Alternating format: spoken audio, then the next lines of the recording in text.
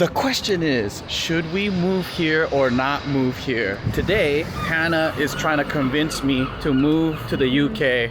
Like not tomorrow.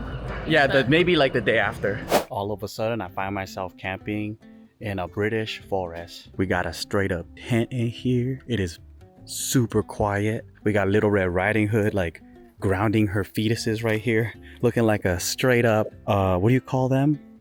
Travelers. Oh. Well, they got this too. We could make some hot tea with our drinks. Too bad we didn't bring any tea. I had no idea what to expect, but this is really nice. And we're gonna have the wedding here. Not ours, but Hannah's friend's wedding. That's why we're here. I'm not gonna show you any of that shit, but I will show you all the fun that we have around this stuff. Look at what I found. It's like raspberries, blackberries. What is this? Do you think it's poisonous? Oh, it smells so good though. What do you guys think? Tell me in the comments below if I should eat it or not. Oh, that's fire. Look at this. They got a ping pong court.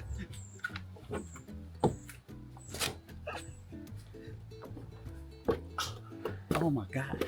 I'm glad that there's no kids here because we'd have to give up this space for the kids. There are kids, we just lost them. I don't know where they are, I but don't know where they are. let me show you guys our view.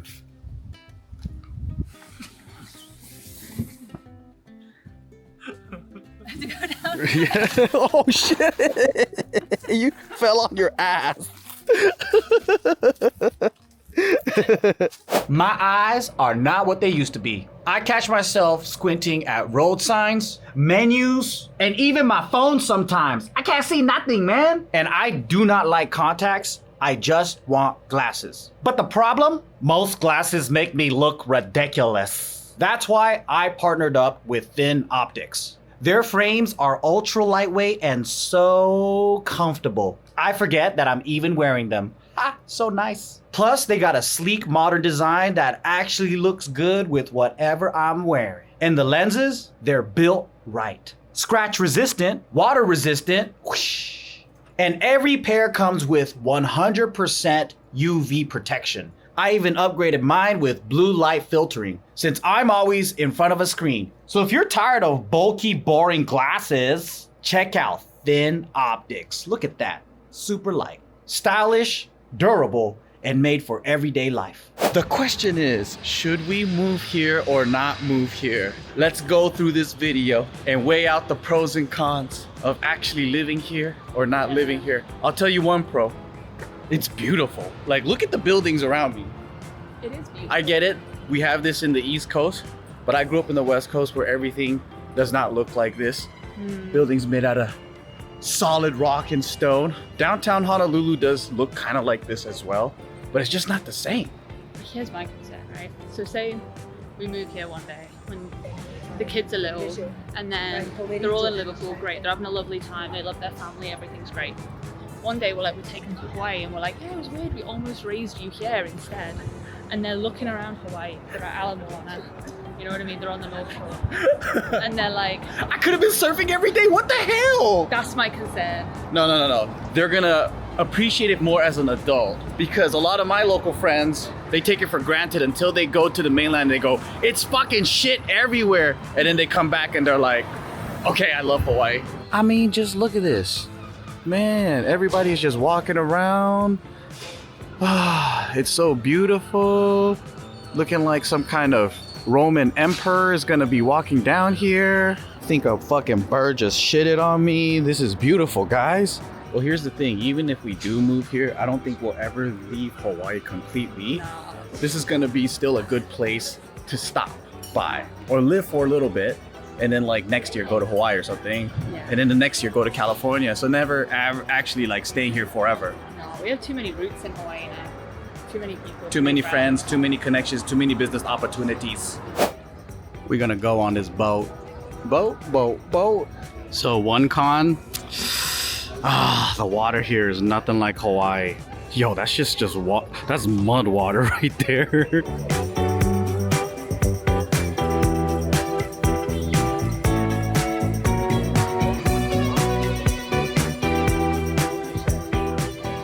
So we're just visiting this little beach town here, and we're looking at what a suburb looks like in the UK. This is near Liverpool, so it's a bit of a more different style, I think, because London would probably be like the New York of UK, but everything here reminds me of Australia. So a lot of homes in Australia, the suburbs look just kind of like this with red brick.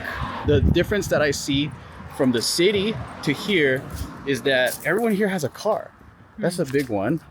Would you say this is like a middle class neighborhood, or what is it? Oh, this is formby. This is, yeah, middle class, some upper middle class. Okay, because everyone has like 2 cars on their driveway, and I noticed that in the city no one really has cars. But yeah, if you guys live in the East Coast, I think you're more familiar. It probably looks the same, right? Where the houses are like red brick and they're closer together. Maybe San Francisco is the same too, Victorian style homes. But in California, we're like much more, I guess, mid-century modern, bigger space, a lot of land. And the funny thing is, people think homes in LA are small because they're comparing it to like Texas or Arizona or whatever. Compared to Europe, it's still fucking huge. It's still massive. Yeah, this feels as close as you're gonna get to an American suburb.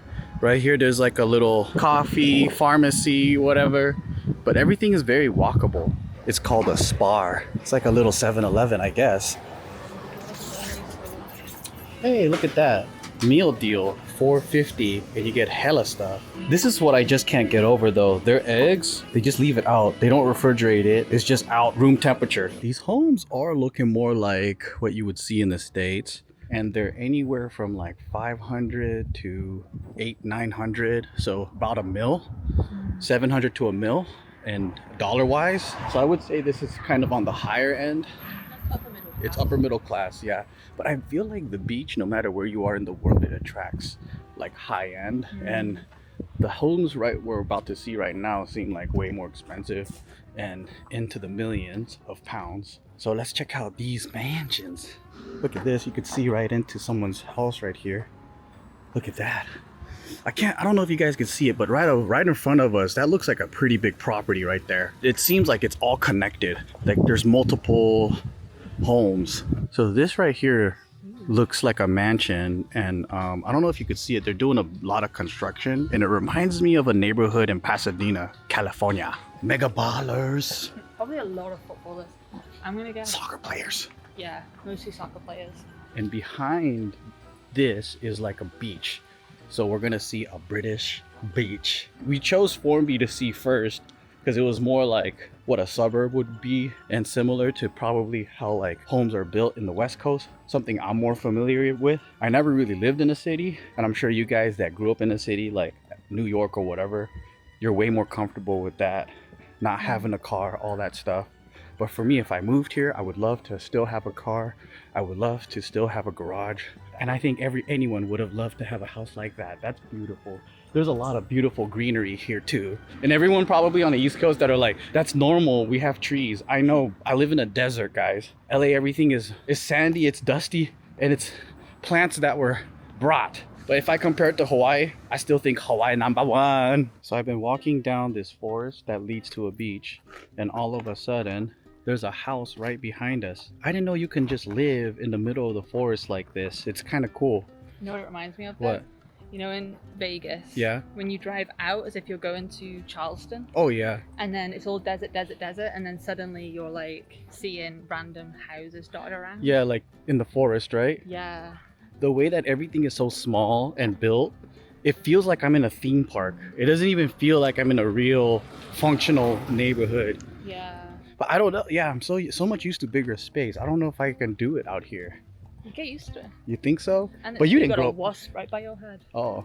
Why is everything named after like tobacco stuff? Look, nicotine sand, tobacco waste. Gypsy dunes. Gypsy path? What the heck? Going to the beach now. The sand feels really soft. Can't wait to stick my feet in it. And here is the beach. There's a ton of people here. And that water, that shit's brown as hell, bro. What do you think, guys? Is she in her natural element? Is this her ancestral lands? All right, one thing that I do notice though is this sand is freaking soft. It feels like quicksand or something. It's like, it doesn't even stick to your feet. It's like a floor bed or something. All right, the water is super duper brown and ice cold. What the hell is that? Seashell? Oh, that's a beautiful seashell. Look at that. But it is crazy though. Look at that. People are just putting their whole body in this water. It's ice cold. Hannah's super fascinated by the sand dunes behind us. It's all national trust. It's all protected. Oh. Because there's a lot of like animals, bugs, insects that they need to protect. Oh, and indigenous species. Yeah, like red squirrels, there's all kinds of And stuff. redheads. So what I noticed here is there's a ton of people always out and about. And it seems like such a social kind of community. When I see old pictures of America, it seems like more similar to that, where you see like just hundreds of people on the beach. I guess it's the same in LA, but not really, because maybe our beaches aren't as flat, so you can't see a ton of people. But let me show you guys this. I don't know if you guys can see this. There's just a ton of people. Just look at that. Like, what are they doing? Yeah, everyone's so friendly and talkative here. Yeah, I think it's like an extrovert's dreamland.